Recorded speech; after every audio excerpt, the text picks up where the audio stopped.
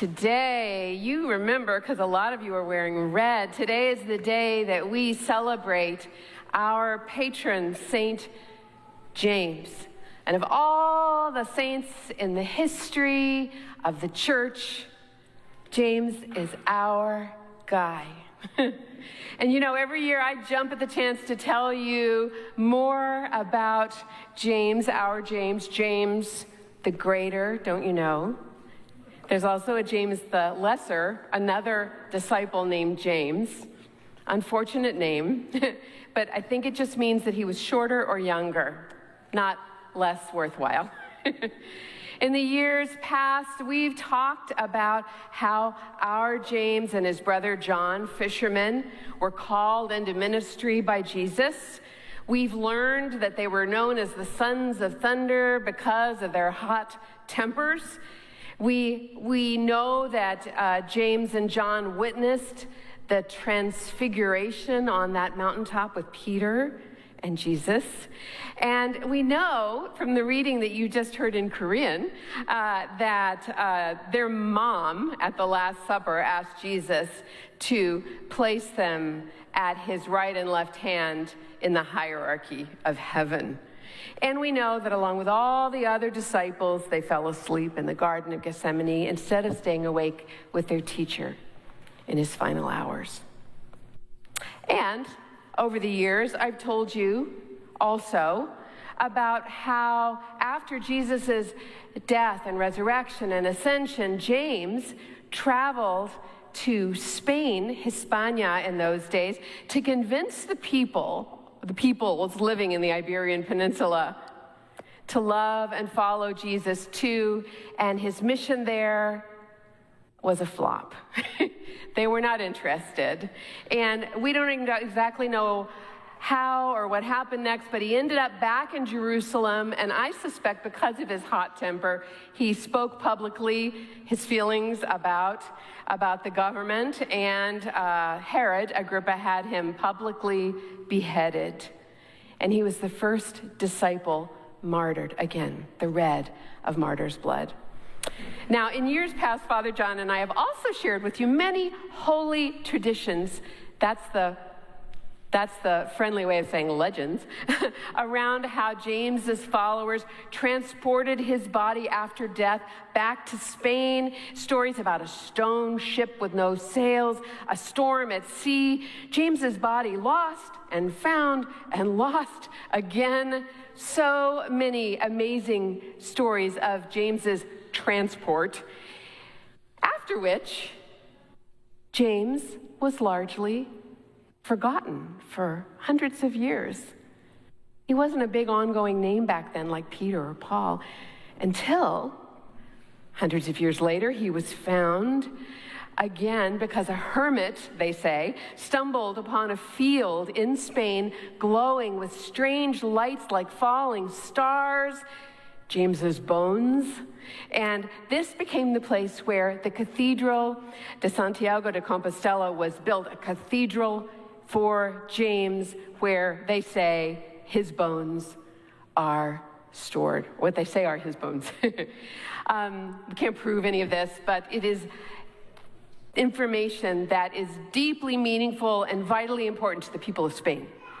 So the cathedral's finished and holding the bones, and it became an amazingly famous destination for pilgrims from all over Europe and all over the world. And the many pathways that reached this cathedral in Spain were called the Camino de Santiago, the St. James Way. And over the centuries since, millions and millions of pilgrims have traveled across Europe on foot, usually, to reach the cathedral, including a few years ago, for the last 115 kilometers anyway, my sister and myself. And pilgrims make the journey for so many reasons. Sometimes to be forgiven for sins, sometimes to ask for healing, sometimes to search for answers, insights, a way forward, sometimes just for joy. And this year, I'm not going to talk about any of those things. That was all a preamble. Because lately I've been learning about a whole new chapter in the life of St. James, including a set of 22 miracles that I'd never heard about before. These 22 miracles come from something called the Book of St. James, another in Latin, the Liber Sancti Jacobi, also known as the Codex Calixtinus. And this codex, all right, that sounds really boring what I just said, right? This codex is so much fun, you wouldn't believe it. It's all in an English translation here. I've never read such a rollicking good time as this book. Can you believe it? It's full of a whole section about the music for saints' feast days. And then a whole section telling the stories of these 22 amazing, crazy miracles. And then a whole story about that boat journey and the stone boat from Jerusalem to Spain. And then also, at the end, a handy guide of do's and don'ts for pilgrims in ancient times on the Camino, inns to avoid, places to visit. It's said to be the first European guidebook. So this, if you get a chance to read the miracles of St. James, I highly recommend it. And today I want to tell you about the miracles that occur in the Codex that are beautifully translated into English here. And they all happened in the early 12th century. And these miracles involve, of course, long dead James, a heavenly James, coming back to earth to save the day. He was freeing prisoners, healing illness, standing on the water, calming storms, rescuing soldiers in battle, and even bringing the dead back to life. And I'm going to start by telling you the story, my favorite one, the juiciest one, the story of the evil innkeeper. So, a father and son stop at an inn as they're traveling on the Camino, heading to the cathedral. And this innkeeper is evil, and he gets them drunk. And while they sleep, he plants a silver cup in their knapsacks, notifies the police, has them arrested, and keeps all of their money for himself. And of course, they're condemned to be hanged, and the son claims all the guilt for himself just to save his father's life. The son is hanged, the father is heartbroken, and eventually he continues on the Camino, heading to the cathedral, a broken man.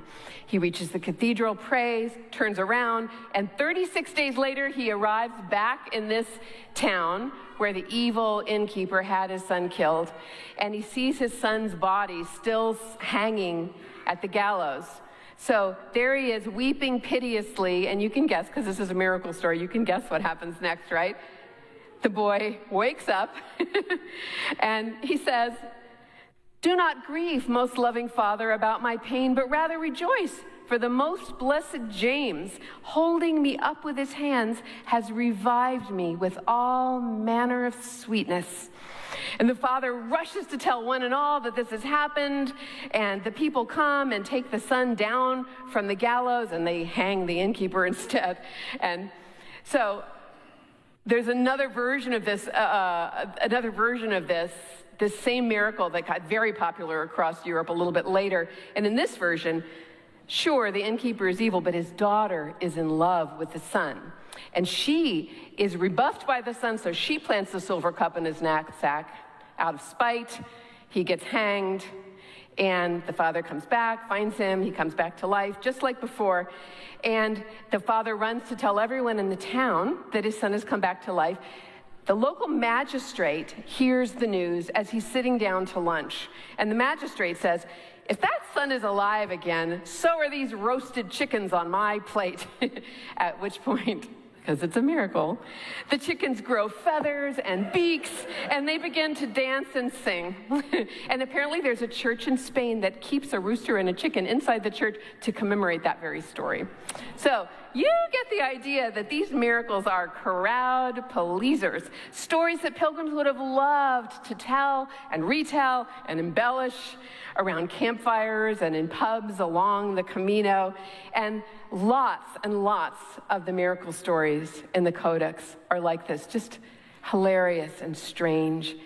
And a lot of them, my favorite subgenre of miracle story, is a good sea rescue. There's lots of them, lots of sea rescues in the Codex. And in the most Christ-like one, a bishop is sailing home from Jerusalem, standing on the deck of the ship, singing from his psalter, and a strong wave comes and washes him and a whole bunch of others overboard into the water, and and the bishop and the others are all calling out to St. James to save them. He appears immediately, standing on top of the waves of the sea, with his feet dry. Remind you of anyone? And he shouts to them, "Do not fear, my little children." And he orders the sea to return all the people to the ship, including the bishop, with his hymnal still open, dry, to the same spot, and everyone's safe and sound. Now that's a satisfying sea rescue, I would say. And here's another sea misadventure. A noble soldier from France makes a promise to St. James in his prayers. He breaks the promise, and then he falls deathly ill. And the man repents and promises to go on the Camino to make amends.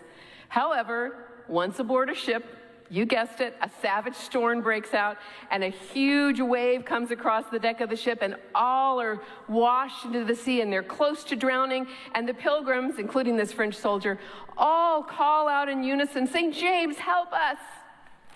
Immediately, he arrives and says, "Do not worry, little children, because, behold, I, on whom you have called, am here with you." A little wordy, but anyway, he stabilizes the ship, calms the storm, and we hear that, and this is a beautiful and interesting detail, we hear that his face appeared decent and elegant, and of such a type as none of them had occasion to see either before or after. Love these details. So, one more storm at sea, although there's more than these three. This is my last one I'm telling you about, though. This time a pilgrim is returning from Jerusalem and he's sitting on the edge of the ship, and we're told for the sake of his digestion. I think I know what that means. And it sounds risky. And sure enough, he falls overboard and starts crying out, and one of his companions throws him a shield and calls out, "May the glorious apostle James assist you." And the man in the water, holding tight to the shield, finds himself guided by James for 3 days and 3 nights until they reach shore. And when he arrives on shore, he says, "Blessed James guided me by holding my head in his hand." I love these miracle stories of pilgrims on the Camino, and I hope that you love them too. And it's fair to ask, sure, but what do they mean for us? And while we're on the topic, not only what do these miracle stories mean, but what does the Camino pilgrimage mean for us if we're not going to happen to be in Spain walking on it ourselves? What does it have to say to us today?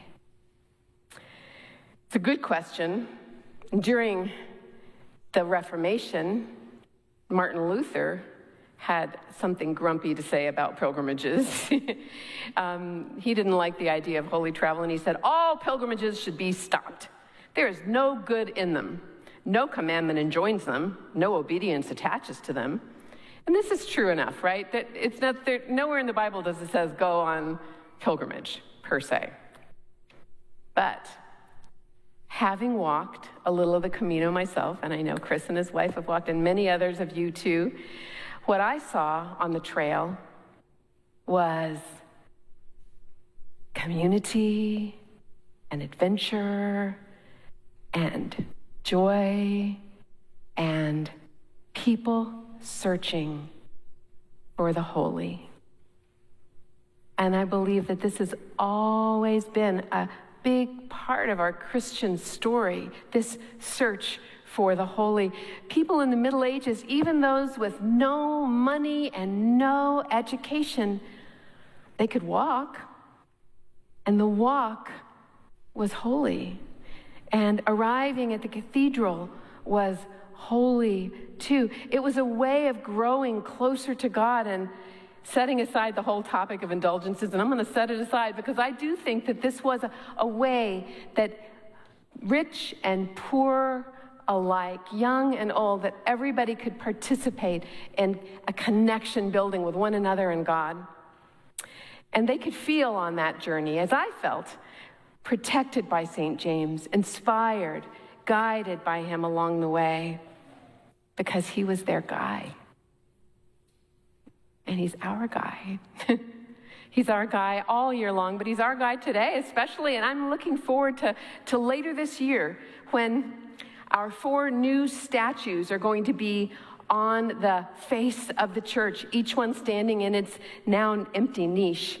And I imagine all 4 of those statues, Bishop Barbara, Archbishop Desmond, Bishop Simon, and St. James, looking out over Wilshire Boulevard day after day once they're out there, keeping an eye on things. And there's plenty to keep an eye on Wilshire Boulevard.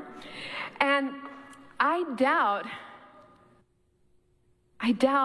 that our St. James statue is going to bring people or even roasted chickens back to life. But I do think that his presence there is going to remind us of this.